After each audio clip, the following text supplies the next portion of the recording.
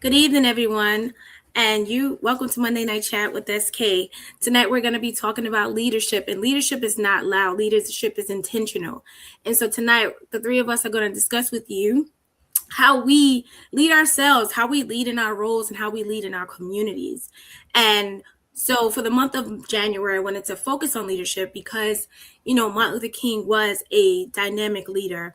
And in the name of his leadership, in the name of his birthday, in the name of his legacy, I wanted to keep the conversation on leadership. So, I have these two wonderful leaders that I am bringing to the table tonight to discuss leadership, self directed leadership, clear leadership, focus on how to envision your leadership, but what are some elements of life that you need? What are some skills and tools you need to lead with authenticity and clarity in your life? So I'm going to introduce my guests, and then they're going to share a little bit about themselves, and then we're going to get deep into this conversation. All right. So my first guest, I have Miss Nesseret Alam. She is CEO, co-founder of I Am Perspective. So Nesseret, tell us a little bit about yourself, what you got going on, so the Monday Night Chat community can get to know you. Yeah, thank you for having me on the show, Shimona. So I am one of the co-founders of I Am Perspective. It's a social community platform that was founded about nearly a decade ago, actually, now that I'm doing the math. Based on the premise of really utilizing conversations to foster empathy and multicultural understanding, which is something that, as what's going on in this world and in this country is something that we definitely still need. Aside from that, I am an ICF certified coach, and I also work at a nonprofit that supports families that are dealing with different hardships, right? And so I wear many different hats. I'm also recently I was elected as judicial delegate. I had my first election, and maybe there will be more in the future, but that's who I am in a nutshell. Awesome. Thank you, Nessie, for sharing with us all the amazing work you're doing in the community and your leadership. And again, congratulations on your judicial appointment. That's a big deal for those who are not, really aware of the political landscape. That is a really important role. Nessie, your appointment allows you to vote on who can actually run in elections, right? Yeah, so that's one of the things that a judicial delegate does is we are part of a larger convention that nominates who the next state Supreme Court judges. Well, the ones who would run for office, right? So, Awesome. yeah. Thank you. And then we have our boy, our man, Black Man Nobody on Instagram, Joel. What's up, Joel? Tell everybody who you are, what you got going on. What's up, fans of the SK world? My name is Joel, but my stage name is BMN. My pen name as well. Um, I, like most other people, throughout these last couple of years, have been bouncing around and trying a whole bunch of things. But I've still been a poet. I've even turned into a baker, and even right now, I've become an AI researcher and builder. Um, I am someone who humbly believes being a jack of all trades, but a master of none is never the bad thing it's always been put out to be. And I'm actually encouraging that for other people as well, because looks like going forward, a lot of us are going to have to build up our skill sets. So it feels good to start like creating groundwork for community. Awesome. Well, they do say a jack of all trades, a master of none, but definitely better than a master of one. So Hmm. that's the That thing. that People part. don't say the I like whole that. quote, you Hmm. know? I used to That's be one of right. those people that has to feel bad about it. Like, oh, I don't have one niche. I don't want to do one thing. I done been to cosmetology school, culinary art school. I done been I done been a public speaker, a trainer, a dancer, a singer. So I totally get the jack of all trade method, but I forget who told me the full statement. It's a jack of all trade, a master of none, but definitely better than a master of one. So wear it with pride.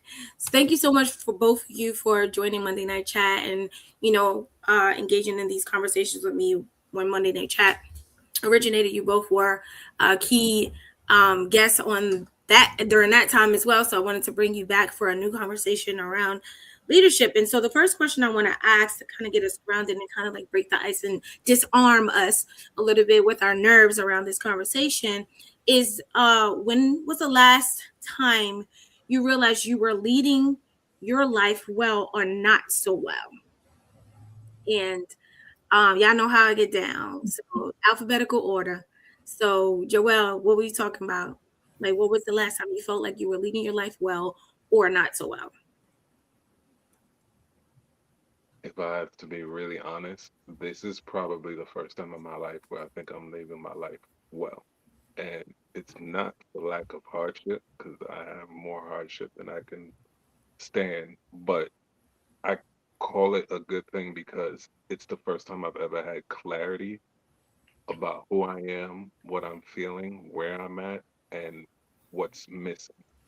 And I can't speak for anyone else, but as someone who's had to deal with uh, health problems for most of his life, anyone who's ever dealt with chronic pain knows bit by bit your insanity levels ready to go off because you're always holding it together, but never really able to fully feel what's happening to you. And managing all of that while everything in life was going crazy might have been one thing, but I didn't actually know who I was in the midst of all that. It just became an identity crisis. This is the first time where I realized, like, oh, I never actually planned to be alive this long and Mm, actually see what kind of future I would have. So that's why I don't have a plan at all. And I've had to use the last couple of years to like deal with the consequences of that and then try to pivot and then figure out, okay, well, I don't want to be miserable. So what can I do? How can I improve? What kind of chances can I take on myself? And in all honesty, I actually credit both you and Nussie for being influences on how I changed my trajectory because I've watched both of you over the years build projects and take risks that nobody asked you to do. You felt like doing. And I've always waited on permission until I realized y'all didn't. So why am I asking that of myself?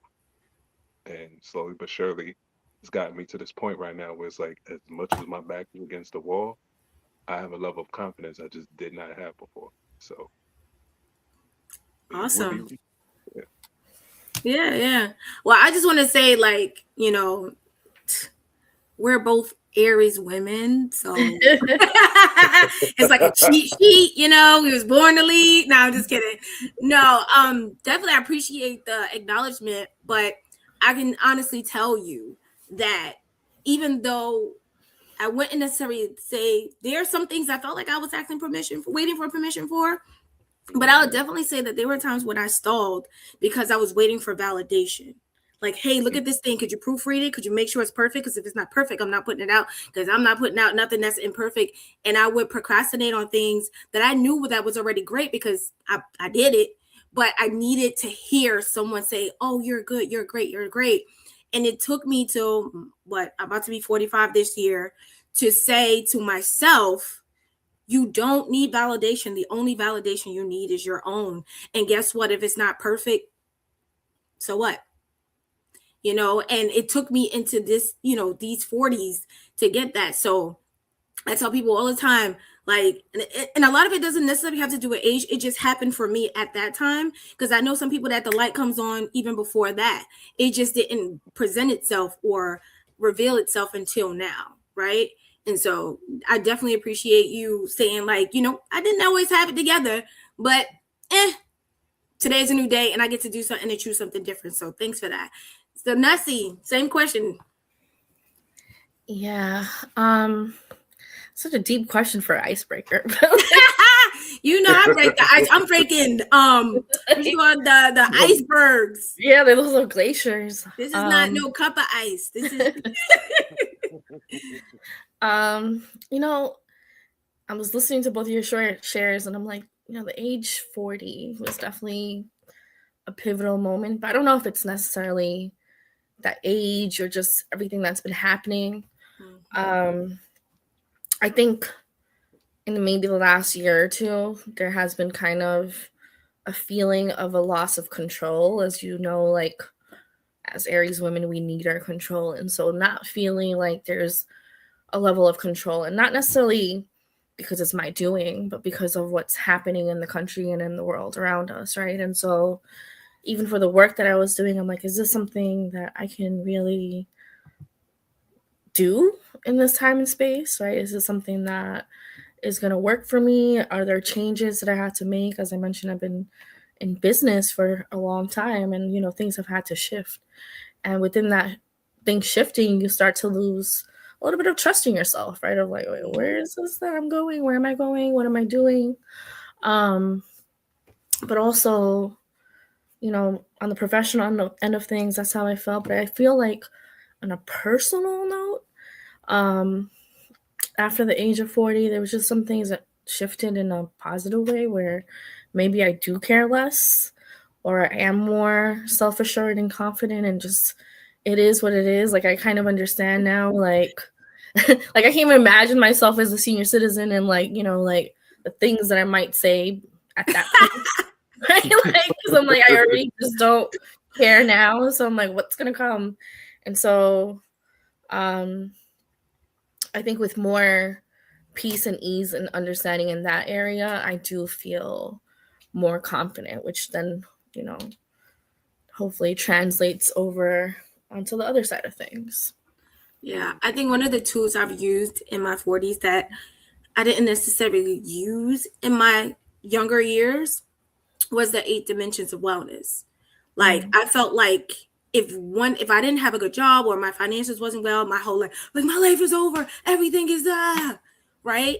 But then when I started to view my life from the 8 dimensions of wellness, I gave myself grace. Well, financially I'm not doing well, but socially I'm well. Maybe socially I'm not doing well, but hey, my career is doing better. Maybe none of those things are good, but spiritually I'm good.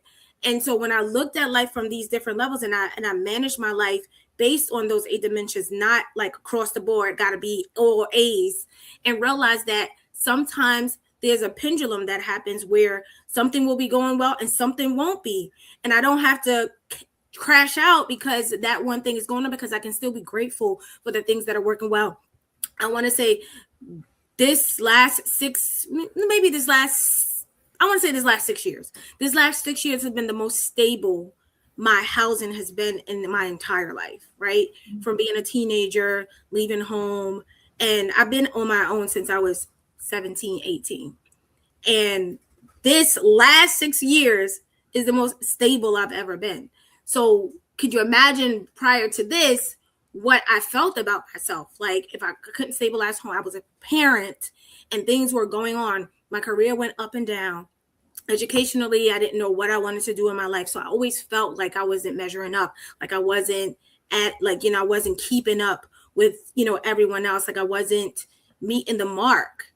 But then when I started to like balance things out and give myself credit where it was due, okay, I'm doing well over here.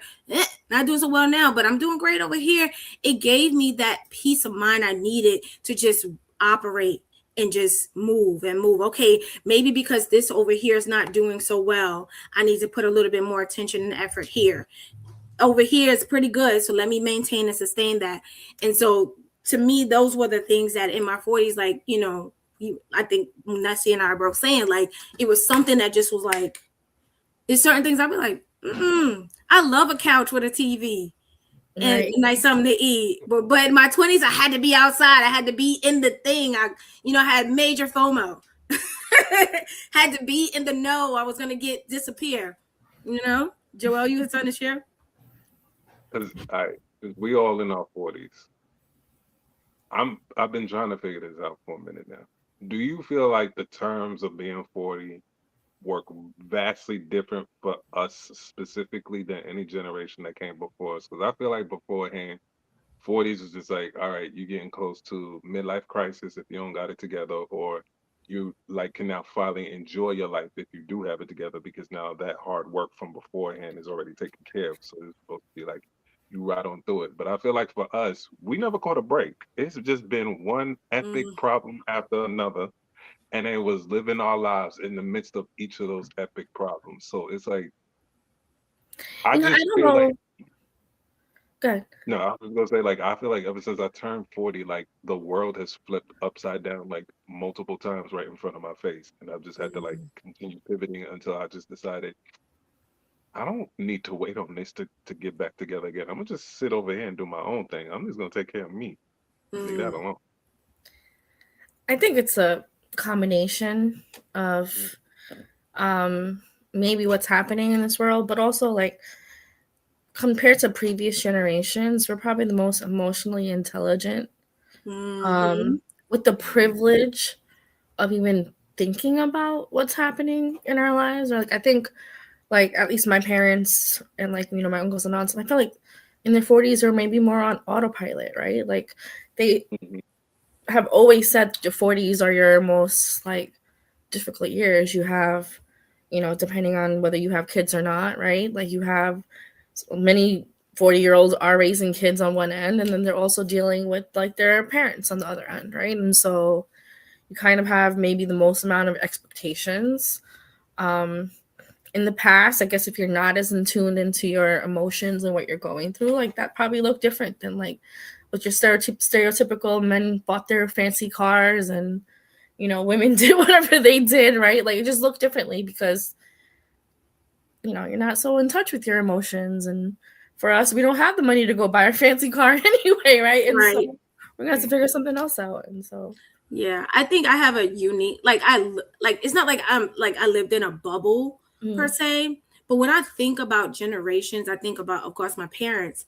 And for me, I had a very unique situation. My mom passed away at 47. So it wasn't a lot I could learn of from her or mimic because her life was cut short so young, right? So I can't. My mom, like Nessie said, my mom was just reacting. My mom had never worked before. She wasn't building a career. She wasn't into education. You know, she was married most of her life, and so she had a partner and someone to like kind of pick up the pieces and provide. And I'm not saying that it was silver spoon or anything like that. They still struggle. We were working class poor, but I couldn't really. And then my dad. was my dad just passed away 2 years ago. He was 94. So during that time when my mom was here, my dad was probably in his 60s, but they got together when he was in his 50s. So I didn't even know what his 40s looked like because I wasn't born yet. And so it's like, I kind of like never like when I think about adulthood, I try to tell my kids this like I don't have any cliff notes. I don't have nobody left me any notes. I don't know about none of this. And so when I look at my sisters, like one of my sisters is very elite. She's like more academic. My other sister is more like family. She has grandchildren, stuff like that.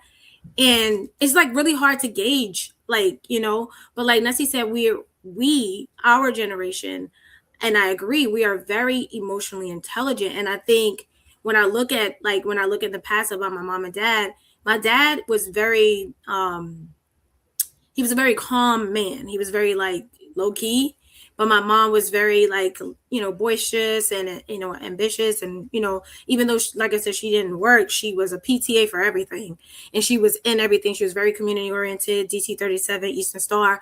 She was very connected, but I don't think they had the emotional intelligence that our generation have to deal with all of the things that we have to deal with, right? Like there was war back then, there was social justice issues back then, there was so many different things. Rent was high to them, right? We're saying rent is high, but one thing we know for a fact is that cost of living never matched the wages that people are making. So even then, my dad was making pretty good, decent money as a roofer. It still was challenging to buy food, pay rent, and all that stuff. So I think the difference between us is that we're more in tune to our emotions. And so we're learning how to deal with things differently, right? Not all of us, but a lot of people are. But it's hard to really, that's a tough question. Like I can't really say if we're doing it better, the same, kind of all right. Because if you look at it from a micro level, and you look at your circle, my circle is doing okay. But if I look at a macro level, when I'm talking about generation as a whole, I'm not sure. I'm actually not sure.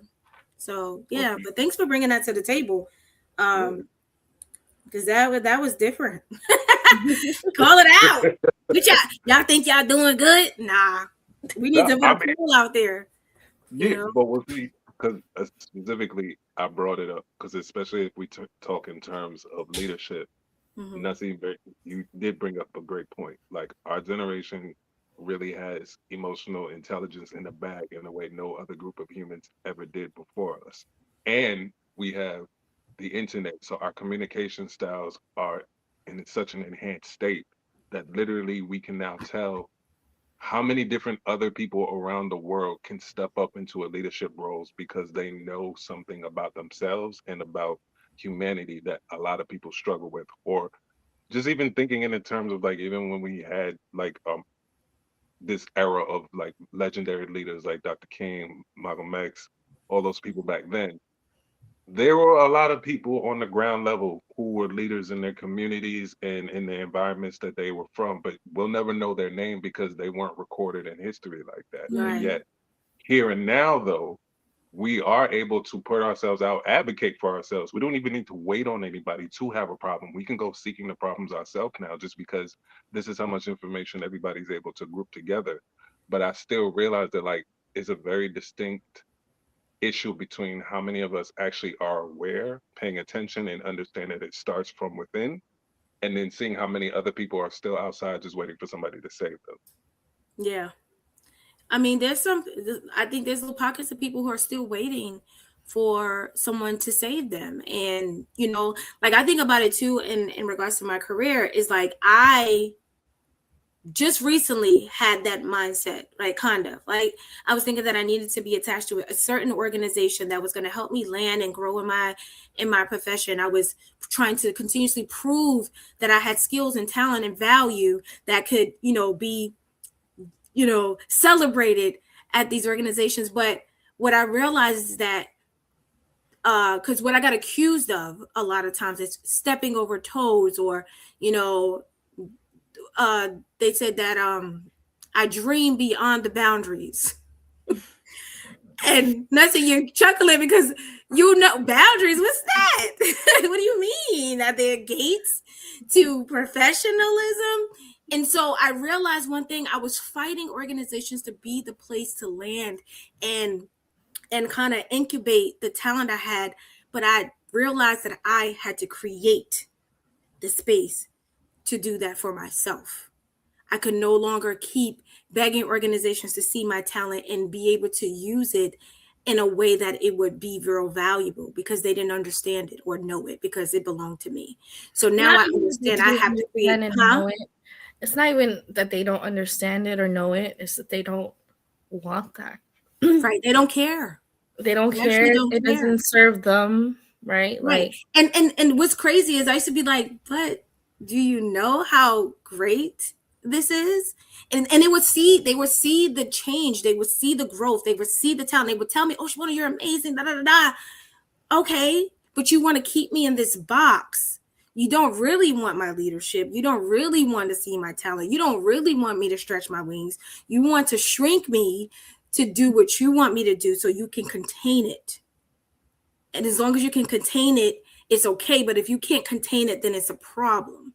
And that's when I knew, oh, and once you go to two organizations and that happens, you have to have a deep conversation with yourself. What does this mean? And it means I needed to be a true leader to myself, and I needed to build the things that I wanted to grow, you know? So my next question is, how do you know when you're truly clear versus just trying to convince yourself you are? Mm, I'll go after um, that. Now, you see, you know, got yeah. I think it's a sense of peace, right?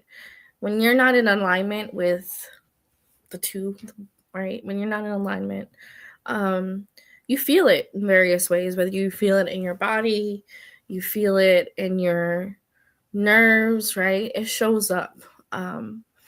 And so I think,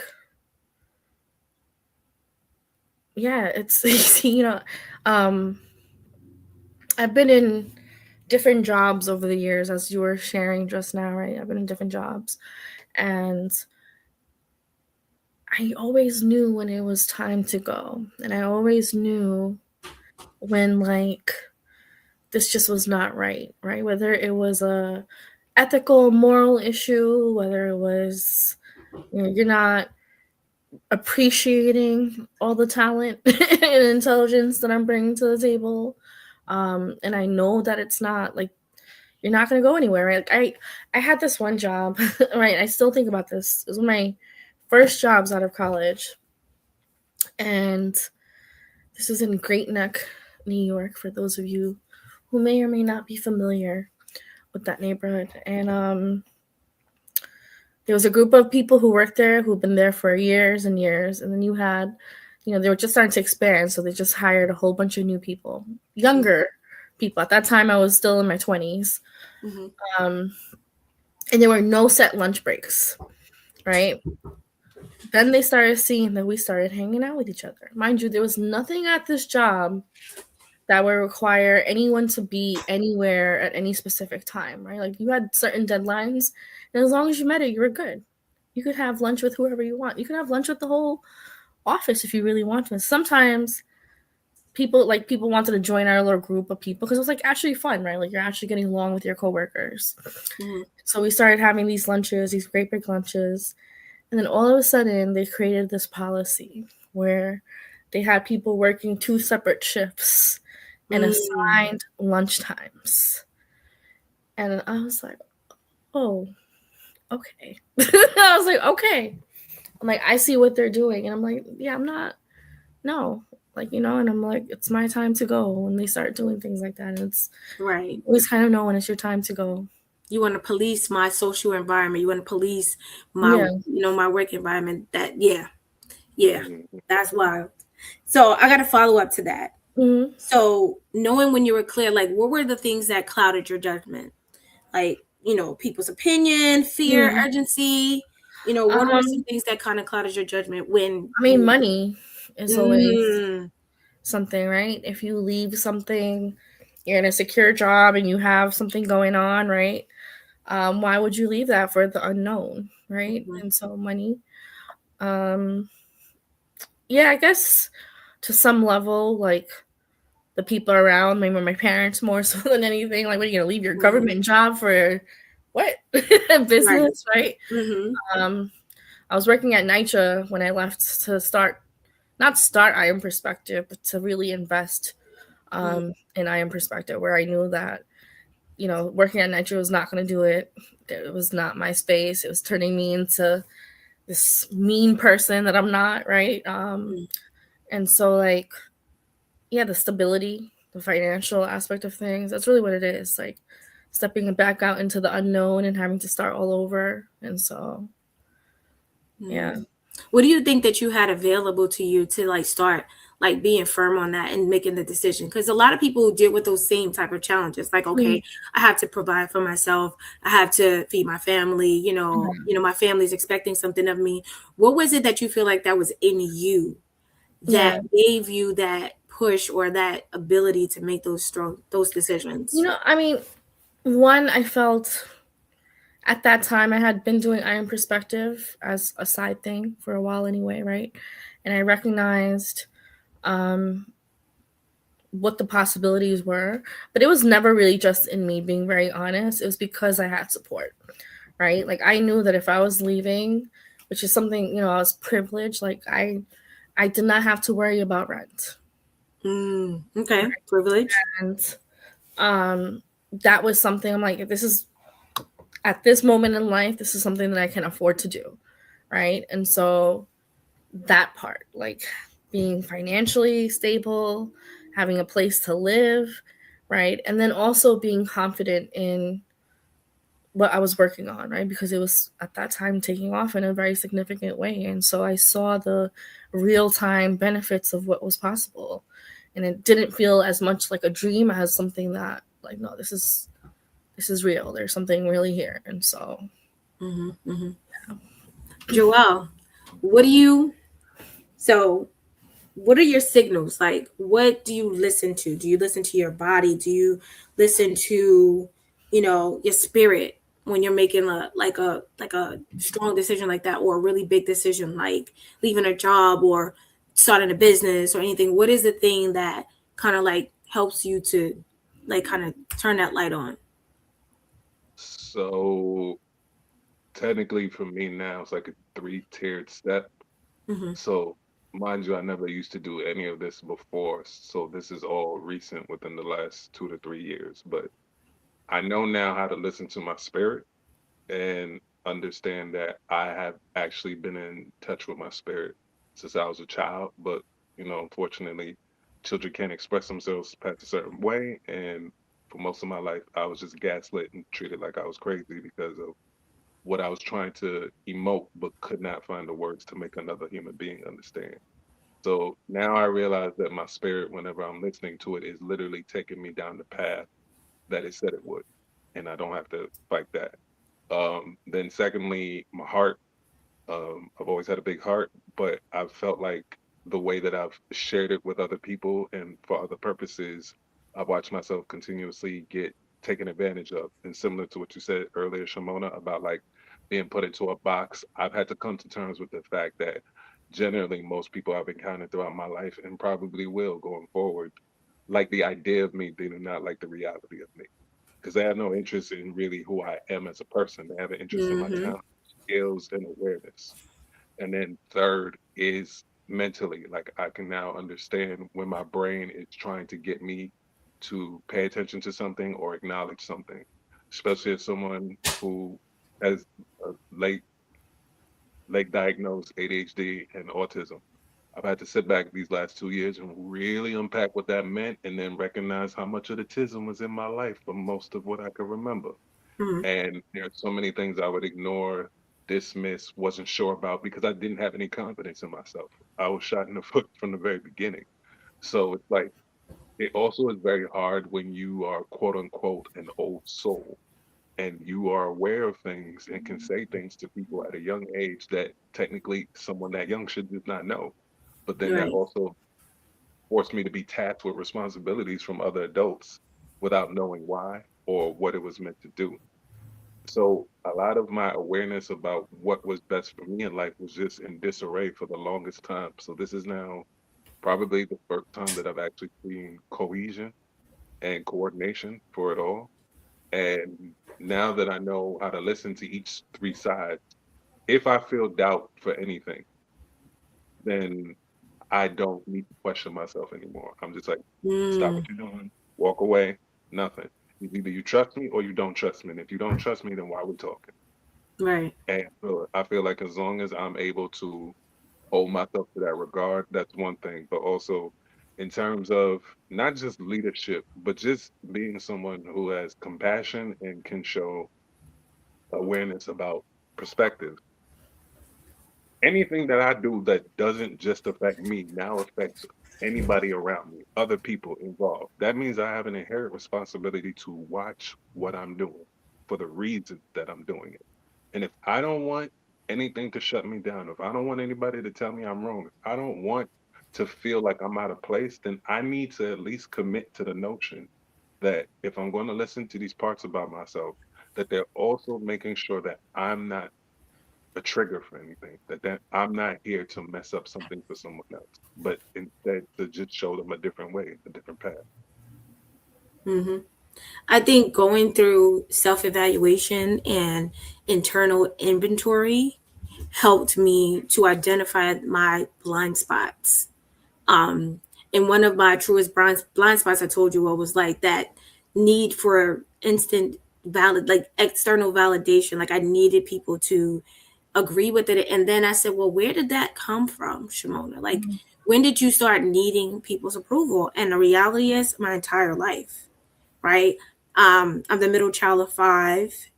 And I felt like even from birth, there was this unspoken rule that I needed to get approval before I move, be, do, because I was representing a whole. I was representing like I was the third sister that grew up in the neighborhood. So I couldn't just be out there doing stuff, messing up the family name, you know?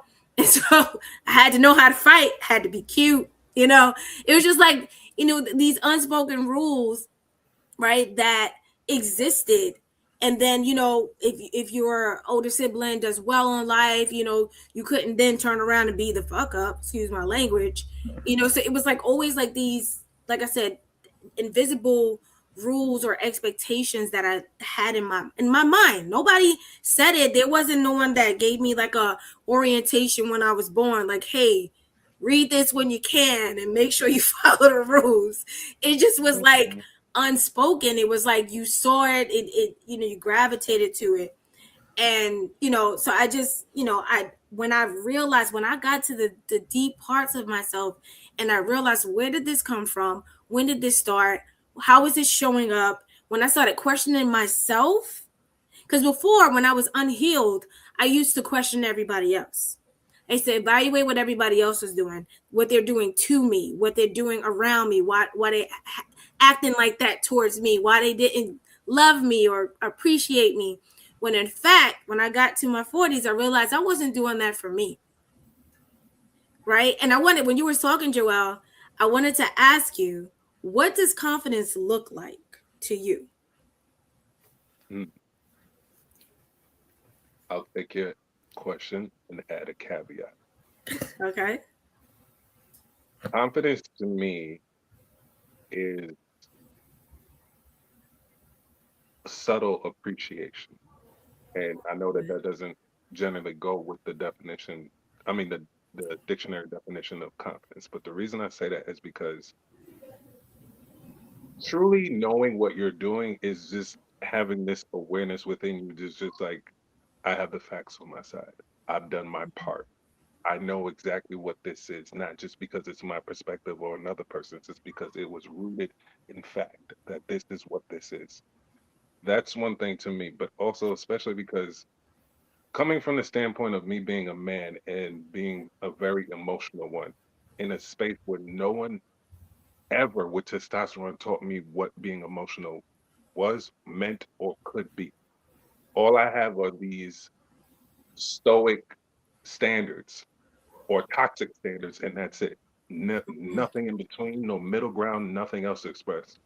I have confidence in who I am as a man now, only because I fought tooth and nail for almost 3+ decades to gain awareness of who I am and having an identity.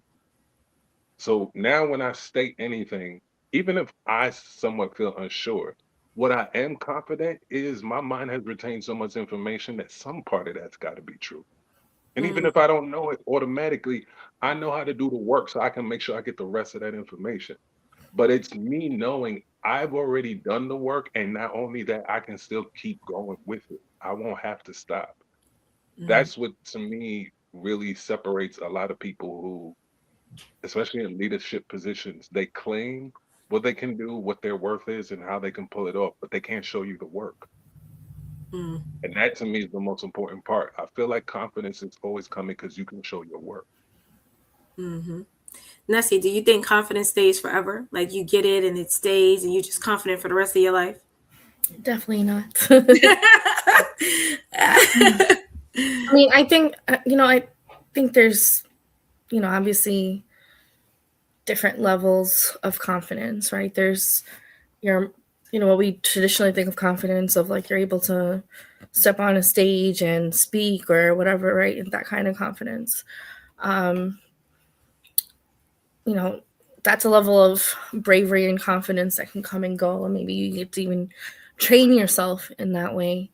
Um, then there's, I think, an innate level of confidence that some people just hold. I think something that even if you don't think you always have access to, it's there, right? Like, you know, when I was younger, I didn't know what was happening, right? What was going on, that I can now look back on, right? Like, I think there was always a level of confidence that I had, and I can't tell you where I got it from necessarily, right? But there was always some level of knowing deep down, and maybe it's dignity. I don't know, right? Like, maybe that's where some of that confidence came from, of like, well, this is who I am. You're gonna either take it or leave it, right? And so um I think that's a form, but it's a form that, like, goes and comes, right? Do I always feel confident? No. Do I not have moments like we were talking about, before we started the show? Like, we're nervous. And how many conversations have you hosted? How many conversations have I hosted? Right? And yeah, sure, I have confidence that I can do it, right, in some form, but also there's hesitation, there's anxiety, there's nerves. Mm-hmm. You want to do good, right? You want to have the affirmation, right? And think, I kind of wanted to touch on that when you were speaking about needing words of validation and confidence. And I think we don't talk about love languages enough Mm-hmm. outside of romantic relationships, right? But I Mm-hmm. think love languages show up in various ways. Like if you need words of affirmation, right? Even as a leader, right? Like recognizing that someone that you're leading needs words of affirmation, right? That's a tool at your Yeah. disposal, right? Because when someone's recognized in that way because that's what they need or deserve or whatever, right? They're going to show up for you in other ways. And then you may have people who are underneath you that you need to show up for in different ways, right? Some people might need, I don't know, they want to be rewarded, right? They want that Yeah. physical, like, oh, Right. wait, I'm They going to want feel somebody to good, celebrate them. right? Mm-hmm. And so, or gifts or whatever that is, right? And so I think it's a thing to understand about yourself and understand what people you're leading. Yeah. Yeah, and I'm glad you brought that up because I don't want people to think that look like people encouraging you or saying you like I got to the point in my life where when people would say, "Oh, Shimona, you're so this, you so that," I used to not want it. I used to feel like it became pressure to Mm-hmm. continuously show up that way. Like, oh, now I can't show up half baked because people have been saying I'm this great thing every time. And so I would like, don't, no, no, no, no, don't say that. Don't let anybody know it's coming, because then if it doesn't come, because I did that too, I set such a standard that when I couldn't show up 100%, I felt bad because I'm like, oh, I let people down, right? And as you was talking, it was something that I think the thought left. That's the other thing that happened in the 40s too, y'all. Your memory is shot. Um, because I was like, we were talking. Cause I know we were talking about like leadership was, how do you right? How do you use those same like because Nessie brought it to the table, how do you use those same methodologies, those same processes of confidence and awareness and clarity like outside of a leadership role? Because I feel like we lead in everything we do, not just in our jobs. We lead our families, we lead our health, we lead our friendships, right? People used to call me, one of my friends used to call me a ringleader, and my mom, she's called me a ringleader. And so, even in my friend groups, I assert this, leadership sometimes, even in my relationships, sometimes I'm asserting leadership. So what are some of those methodologies or tools you use that you use in other areas of your life? The most, I don't, I hope I'm a role model, but I don't know if I'm a leader to my niece and nephew. Right? I'm like, um, Well, Nessie, you know, I know um, you spiritually. No, I'm just kidding. I try, but also they also fight back, right? And so Right, of a whole course. different relationship than I've ever experienced in the past, right? When you have a mini me that's not taller than you, that has more attitude than you, and it's just the whole, they don't listen in the same way. Right? Um, I think, I guess, leading by example, right? Like, Mhm. what is it? How do you want younger people than you to show up, right? With my nephew, and my niece, really, but I think I had more of a chance to work on this with my nephew than maybe my niece. Um, Loving him in ways where he never has to question whether he's loved, right? Mm. And he's so confident in how much I love him, and it annoys me because he'll tell me. He's like, you're not gonna do that. You love me too much, right? And I'm like, and at that moment I'm like, excuse me, who do you think you are? But also I'm like, what is that confidence? I Mhm. don't know very many people in our generation and the generations before us who thought that about Mhm. their guardians and their parents. Like, you love me too much to do whatever, right? And I'm like, even with my parents, I'm like, I knew they loved me, but I always had questions of like, are they gonna love me if I do this? Like, why do you think you still love me? Like, you know, like my whole life, like my divorce, am I gonna love me now? Are you gonna love me now? Like, you know, and so, and for them to be so confident in that fact of like, I could do whatever, and that's not gonna change anything. And I'm like, it's annoying, but I'm like, I can't even wait to see what that kind of confidence looks like when they're grown. Absolutely. Listen, I have a 5-year-old granddaughter, and baby, the other day, she looked in the mirror and she was like, "Oh my goodness, I'm so pretty. I love this hair, and she loves her hair. She loves her beauty. Like she looks at, and she doesn't look. When I see her do it, I don't see her do it in a way where it's vain, because it's just like she'll walk past the mirror and be like, I look so pretty. I was like, I wonder where you get that from. You know, my son says me, but I don't do that. My daughter does things like that. I don't do that. And my daughter, like, she's like my role model for confidence. Because I feel like, honestly, like when Joelle's talking about confidence, and, you know, I present confident, but I tell you, I do everything scared. I do everything scared. I live on, like, if anxiety was a food, I would be in trouble for overeating on it, because I do everything scared. It looks good. I promise you that after this, my heart's gonna be palpitating. I'm be like, what did I say? Did I say too much? Did I not say enough? Did I ask enough questions? Was there any quiet moments? You know, I do everything scared, and it just looks like confidence. I'm trying to pivot a little bit. I mean, there are people who are so scared they just will never do it. You don't want to do anything wrong. That's what my partner told me. He was like, you do everything with this gusto because you don't ever want to be told you're doing it wrong. Yeah, but see, that makes the difference though. Like you took the power out of somebody's hands and you put it in yours.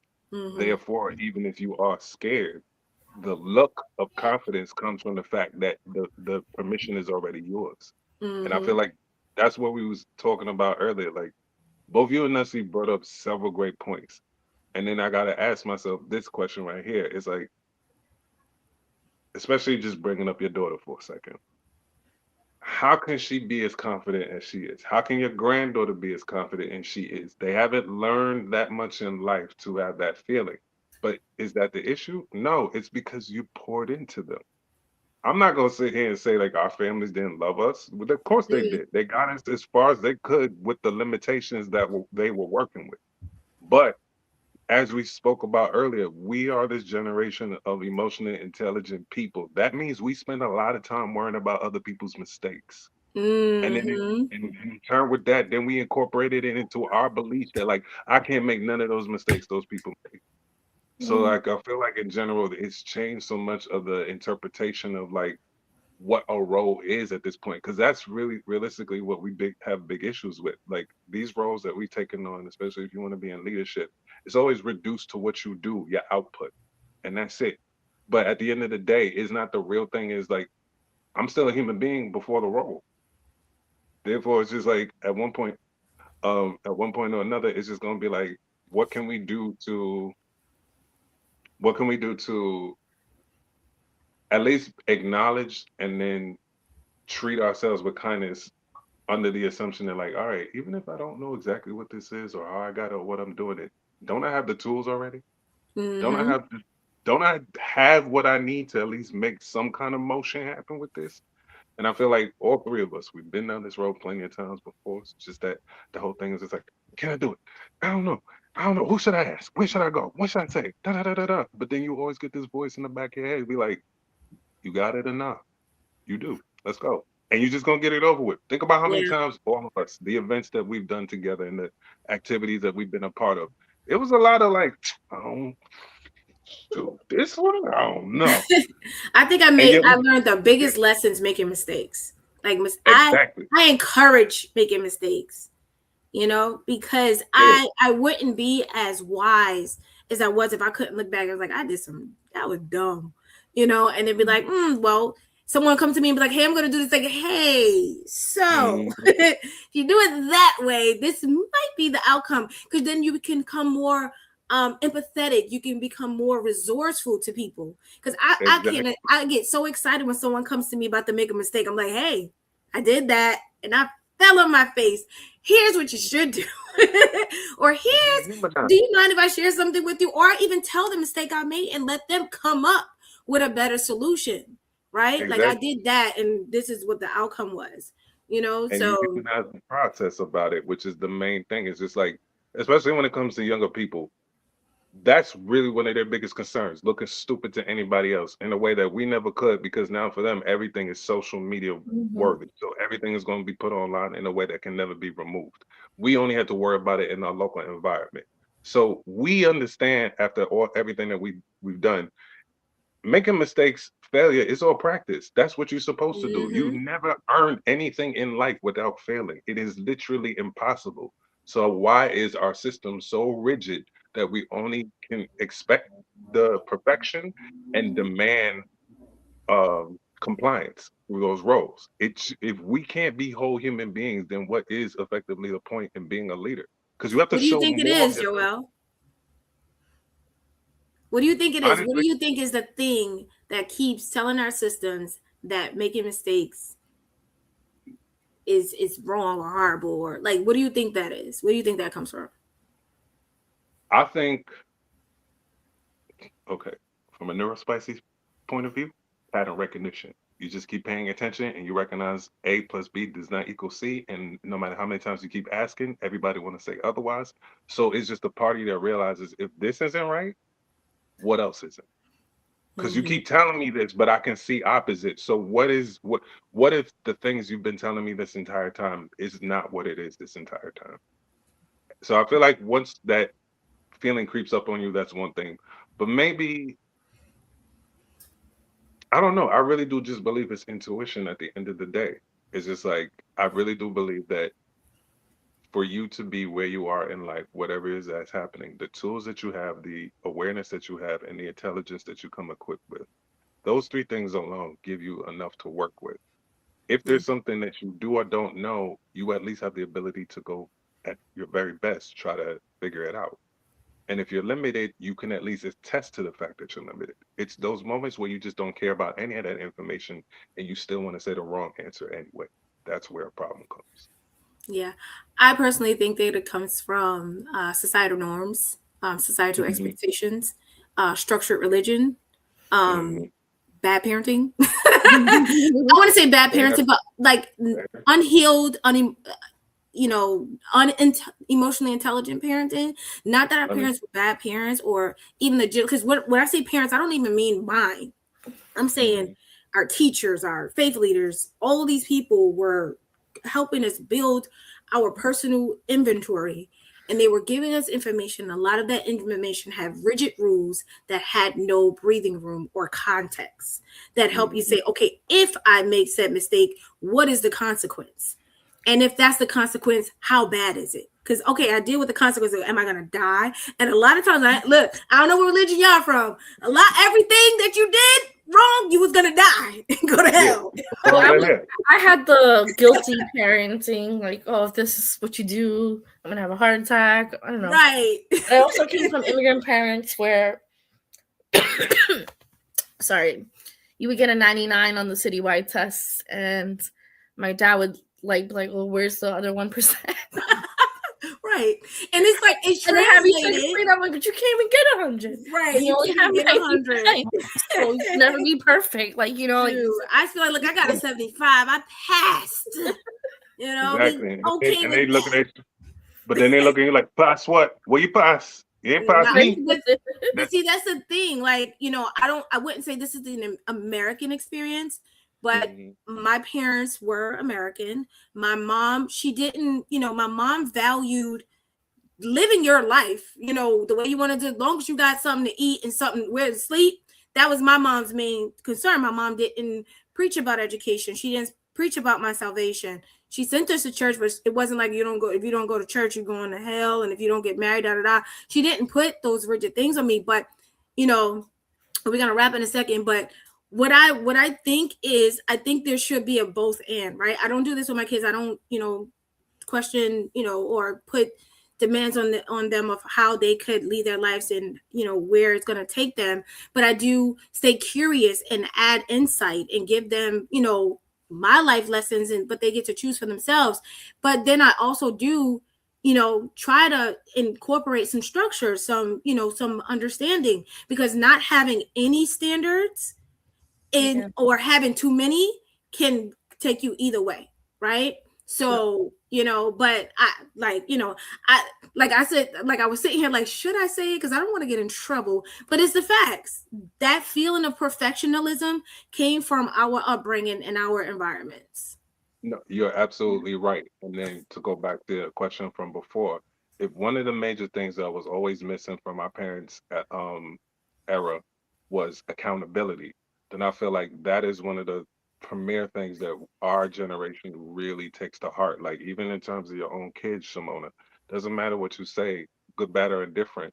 Your kids know you mean what you say because you've been accountable right in front of their faces. There's not a lot of people who actually know what full on accountability looks like and then can Mhm. explain it and translate it. So being able to be a real figure that stands tall, and when you make a mistake, it'd be like, well, you know what? I apologize for the mistake. This is how I went about it wrong, and this is my state of mind, and this is what I'll do better next time. If we can't have that kind of perspective, then why are we asking for anything? I think that that's what we would like to see going in the future. One of those things that we can avoid repeating from our parents' generation and everyone before us. Absolutely. So we're gonna wrap up tonight. I want to thank you for this great conversation. As per usual, there's so much more to say, and it always gets exciting and meaty in the end. But I would just say this to the audience: we will definitely continue these conversations, and I want to thank both Nessie and Joelle for showing up for me tonight. Um, you can follow Nessie at I Am Perspective on Instagram. Follow her group, attend some of her events. I've been to so many of them, and they have been super amazing. So definitely try. Shout out to I Am Perspective, Jorel. You're here in spirit, even though you're not on the screen. We see you. And Joelle, keep us updated on what you got going on. I actually saw you read somebody today who was acting a fool on Instagram. So y'all follow Jarrell at Black Men Nobody. He's definitely going to be out there putting people in their place at the right time. So definitely follow him, and keep us updated on what you got going on. Joel is an amazing poet, a writer. I think you're doing some voice acting now too, or planning to do some, right? Yep, I'm getting that together right now. All right, and doing some great things. So keep us posted on what you got going on. I want to thank both of you again for coming tonight. Any last words for the audience before we sign off? Well, what are the last words? Just keep doing you, be authentic to yourself, right? And I think we're all gonna be okay in some form or fashion, and nobody has it together 100%. Nobody. Nobody. Every day is a new day. Absolutely. Joelle, any last words for the I know you got some empowering prophetic words for the audience tonight. Honestly, wherever life has you right now, trust the process. Simply Mm. because you didn't know what was going to happen before and you still won't later. So just let it go. Absolutely. All right, we're signing off. Thank you for tuning in to Monday Night Chat with SK. We will see you in 2 weeks as I self preserve and make sure that I still bring these conversations to you while I'm giving myself grace. So we will see you on February 9th for our next episode of Monday Night Chat with SK. Everybody have a good evening. Thank you.